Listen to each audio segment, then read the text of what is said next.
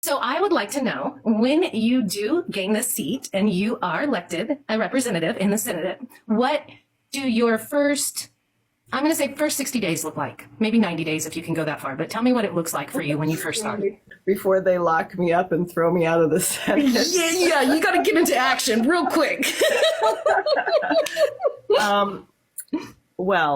Really, we got to stop funding these wars everywhere. We should have a halt on shipping weapons, period. I would like to also address the root cause of this, which is the bankruptcy of the transatlantic system. And I mean this very seriously. I think we have to put the system through bankruptcy reorganization. The Federal Reserve, it's not just an audit. It should be put out of business. I support having a national bank, as what Hamilton ran. I support reinstating the Glass-Steagall Act, the separation of the banks between commercial, normal savings and loan banks and investment firms. The repeal of Glass-Steagall allowed them to stick all these bankrupt entities into banks, and then the Americans bail them out. And I will tell you, the bankruptcy of the system has an enormous amount to do with these wars. I mean, if you take Ukraine, for example, right now, BlackRock owns a third of the country. And the money we are sending into that war is just funding BlackRock, in effect, while killing hundreds of thousands of people. If you do a bankruptcy reorganization, or the kind of thing that FDR did during the bank holiday, you're going to have to go through the books of all the banks.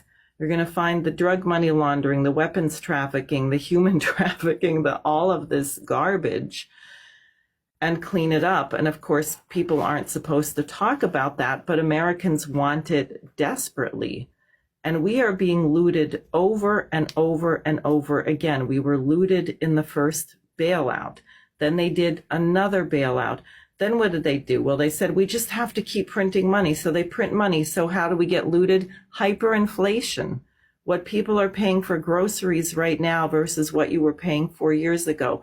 What are you paying for rent? What are you paying for your mortgage? And then they say, oh, we've been printing too much money. The only way to stop inflation is to raise the interest rates.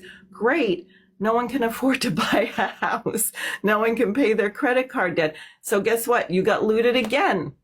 So, and think about in New York City, I was astounded a couple of years ago when I was feeding the parking meter, because I thought that was so much cheaper than going to a garage. I paid $36 to park at a meter for the day. So you're being looted again. The money has no value because we don't produce, and because we're just bailing out all these Ponzi schemes, and someone has to deflate this bubble. And we're either going to do it in an orderly way where we put human life and human welfare first, or it's going to happen in a big chaotic explosion or implosion, and they're trying to stave that off. So part of this massive bloated budget for our military and these wars has a lot to do with trying to bail out this bankrupt system.